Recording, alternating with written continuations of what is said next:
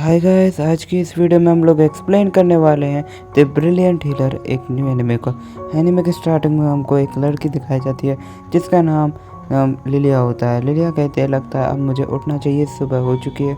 और उठने के बाद अपने मास्टर के लिए चाय बनाती है और बताती है उसका जो मास्टर है वो काफ़ी बढ़िया और ख़तरनाक एक हीलर होता है और उसके मास्टर के आगे आज तक कोई भी नहीं टिक पाता। तभी हमें यहाँ पे उसका मास्टर से इंट्रोडक्शन कराया जाता है जिसका नाम जेनोस होता है। तो यहाँ पे लिलिया बताती है उसकी कंट्री में 3 तरीके के हीलर पाए जाते हैं। पहला थर्ड रैंक का हीलर। थर्ड रैंक के हीलर किसी भी नॉर्मल व्यक्ति को हील कर सकता है और जो सेकंड रैंक का हीलर होता है वो पूरे व्यक्ति को कम्प्लीटली हील कर सकता है। और जो फर्स्ट रैंक का हीलर वो पूरी दुनिया को बदलने की ताकत रखता है। जो हीलर की ट्रेनिंग होती है वो नॉर्मल स्कूल में दी जाती है तथा उनको बाकी के लोगों पर टेस्ट ड्राइव करने के लिए भी दिया जाता है जिससे वो हीलर बन सके और अपने जो है उसको चला सके।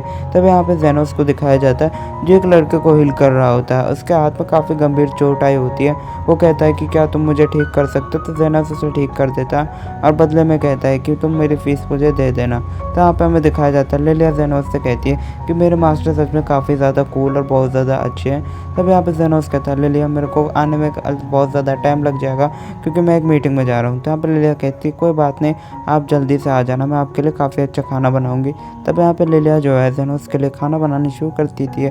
तभी यहाँ पे एक और लड़की आ जाती है जिसका नाम होता है, इस लड़की का नाम होता है कार्मिला। कार्मिला आकर कहती है क्या तुम स्टोक बना रही हो, मुझे तुम्हारे हाथों का स्टोक खाना बहुत ज़्यादा अच्छा लगता है, मैं ज़रूर खाऊंगी। लेकिन तभी यहाँ पर एक लड़की आ जाती है जिसका नाम जोबिया होता है। जोबिया आके पूछती है कि जेनोस कहाँ पर है। लेकिन तभी यहाँ पे लिलिया आती है और बताती है जेनोस तो अभी बाहर गए हैं, आपको थोड़ी देर वेट करना होगा। तो यहाँ पे जोफिया कहती है अच्छा ठीक है, तो मैं यहीं रुकते हो उसका वेट करते हो। तभी एक और लड़की आती है जिसका नाम लिंगा होता है। लिंगा आकर कहती है कि जेनोस है या फिर नहीं। लेकिन तभी यहाँ पर जोफिया उसे देखकर कहती है कि तुम यहाँ पे क्या कर रहे हो। तो यहाँ पर इस बात का जवाब देते हुए मिंगा कहती है कि ये यहाँ पर किस लिए आई है।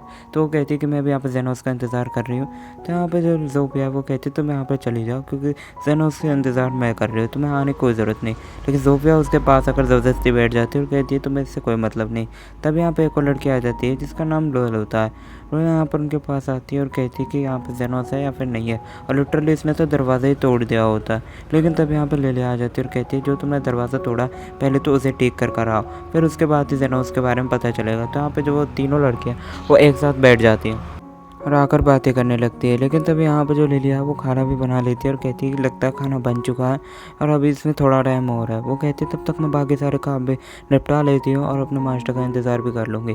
तो यहाँ पर उन लोगों से कहती है कि तुम लोग भी खाना खाना चाहोगे। तो ऐसा कहने के बाद वो कहती है कि मुझे थोड़ा लॉन्ड्री का काम भी करना है, हम जेनोस के आने के बाद ही खाना खाएँगे।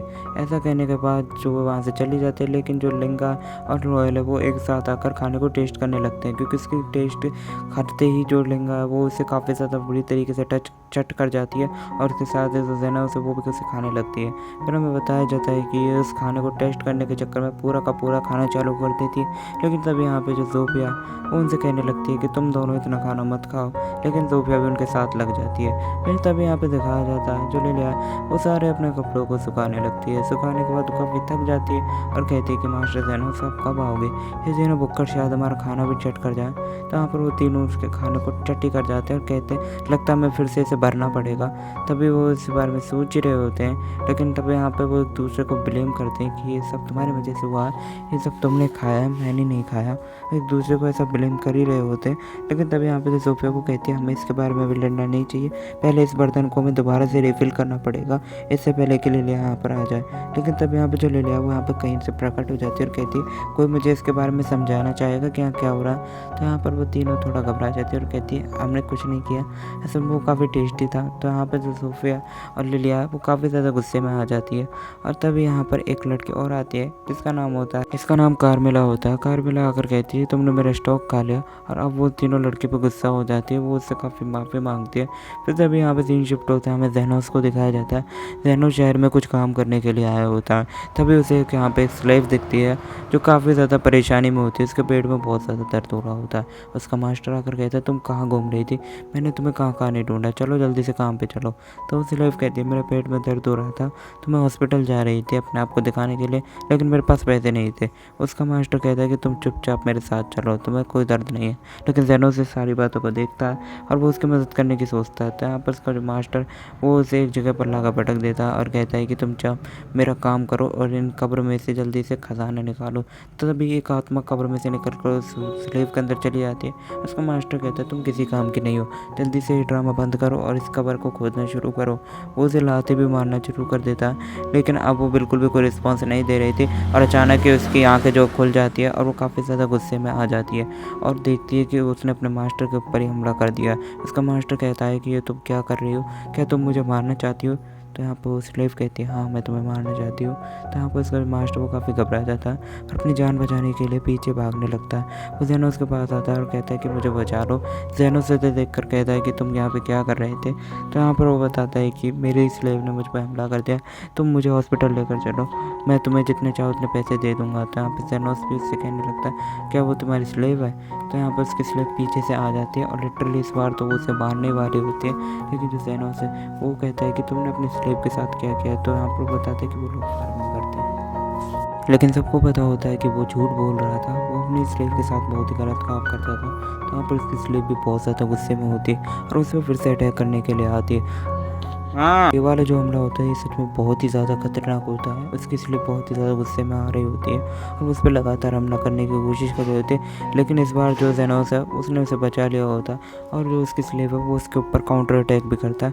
साथ ही वो एक शील्ड भी बना लेता है जिसकी वजह से जब भी उसकी स्लेव जेनोस पर हमला करती तो उसका हमला उसे लग जाता है। और लिटरली इस बार जो हमला था वो उस पर काफ़ी बुरी तरीके से लग जाता है और उसकी जो स्लेव है वो वहीं पर ही हार जाती है और कहती है कि मैं किसी को भी नुकसान नहीं पहुँचाना चाहती, लेकिन मुझे ठीक कर दो। यहाँ पर ऐसा कहने के बाद वो थोड़ा चिल्लाने लगती है और तभी जेनोस जो है उसको जो है हील करने लगता है और कहता है कि इसकी हालत तो सच में बहुत ज़्यादा ख़राब है, उसका मास्टर सच में बहुत ज़्यादा ही ज़ालिम है। तो यहाँ पर उसके मास्टर की तरफ जाता है। तो यहाँ पर उसका मास्टर कहता है कि तुम मुझे बचाना चाहते हो या फिर नहीं, मैं तुमसे भीख मांगता हूँ, तुम मुझे बचा लो। तो यहाँ पर जेनोस कहता है कि सॉरी मुझे माफ़ कर देना, भले ही तुम्हें बहुत ज़्यादा चोट लगी हो, लेकिन मेरा आज का काम ख़त्म हो चुका है और मैं इससे ज़्यादा किसी को भी हील नहीं कर सकता। लेकिन तभी यहाँ पर जो स्लेव का मास्टर होता है वो कहता है मैं तुम्हें इसके बदले में पैसे भी दूंगा। लेकिन जेनोस कहता है कि मेरी एक्स्ट्रा फीस है। तो वो कहता है कि तुम एक्स्ट्रा फीस क्यों ले रहे हो, लेकिन हीलर से ज़्यादा तुम नहीं ले सकते। यहाँ पर जेनोस बताता है कि वो एक अंडरग्राउंड हीलर है, उसके पास कोई भी परमिट नहीं है। तो यहाँ पर जो वो लड़का है वो कहता है अच्छा ठीक है, ऐसा भी होता है, मैंने पहली बार सुना था। तो जेनोस कहता है कि मैं बदले में तुम्हारी स्लेव ले लेता हूँ, इसलिए अगर तुम्हारे पास ज़्यादा पैसे नहीं हो। तो ये बात सुन के जो वो लड़का है वो मान जाता है और जेनोस कहता है अच्छा ठीक है। तो यहाँ पर वो उसको हील कर देता है। हील करने के बाद जो जेनोस है उससे उसके स्लेव का जितना भी जो कॉन्ट्रैक्ट पेपर है वो उससे ले लेता है और कहता है अच्छा ठीक है, हमारी डील यहीं पर ख़त्म होती है। तो यहाँ पर जो स्लेव है वो उठ जाती है और कहती है तुम कौन हो। तो यहाँ पर वो कहने लगती है मेरे मास्टर कहाँ है, क्या तुम मुझे बता सकते हो और ये तुम्हारे पास उनका कॉन्ट्रैक्ट क्या करना है। तो यहाँ पर जेनोस उसे बताता है कि मैंने तुम्हें ख़रीद लिया, अब तो चिंता मत करो, तुम मेरे साथ रहोगे। तो यहाँ पर वो उससे कहता है तुम्हारा नाम क्या है। तो वो उसे अपना नाम बताने लगती है और नाम बताने के बाद जेनोस कहता है कि तुम जल्दी से अपने कपड़े उतारना शुरू करो क्योंकि मुझे तुम्हें जांचना है, मुझे तुम्हें अच्छे दामों पर ख़रीदा तो मैं तुम्हारी बॉडी चेक करूँगा। पहले तो वो तुम्हें थोड़ा शर्माने लगती है, फिर उसके बाद वो अपने कपड़े चेंज करने लगते हैं और कहती है अच्छा देखो। तो यहाँ पर उसके पेट पे एक जो गैस ट्यूब होती है जो उसे काफ़ी दर्द दे रही होती है, जेनोस उसे निकाल कर उसे ठीक कर देता है और कहता है कि अब तुम्हें बिल्कुल भी दर्द नहीं होगा। तो यहाँ पर जेनोस कहता है कि ये मेरा फ़र्ज़ था, आप तुम्हें बताओ कैसा लग रहा है। तो यहाँ पर उसका जो लड़की का दर्द है वो ख़त्म हो जाता है टोटली और कहती है तुमने ये सब कैसे किया, असल में तुमने तो कोई मैजिक का यूज़ ही नहीं किया, तुम सच में बहुत ज़्यादा अच्छी हीलर हो और तुम बहुत ज़्यादा फेमस होंगे। तो अब जेनोस कहता है मैं बिल्कुल भी फेमस नहीं हूँ, ना ही मैं कोई जो ऑफिशियल हीलर हूँ, मेरे पास कोई परमिट नहीं है। तो कहती है ऐसी बात तो नहीं हो सकती, तुम सच में बहुत ही ज़्यादा तगड़े हीलर होंगे, तो मैं तुम्हारी मदद करना चाहती हूँ। तो यहाँ पर जेनोस कहता है अच्छा ठीक है, तो मैं एक काम है जो तुमसे करवाना चाहता हूँ। तो यहाँ पर वो कहती है हाँ मुझे बताइए कि आपको क्या काम करवाना है। तो यहाँ पर वो कहता है कि क्या तुम इन चीज़ों को ढूंढ सकते हो।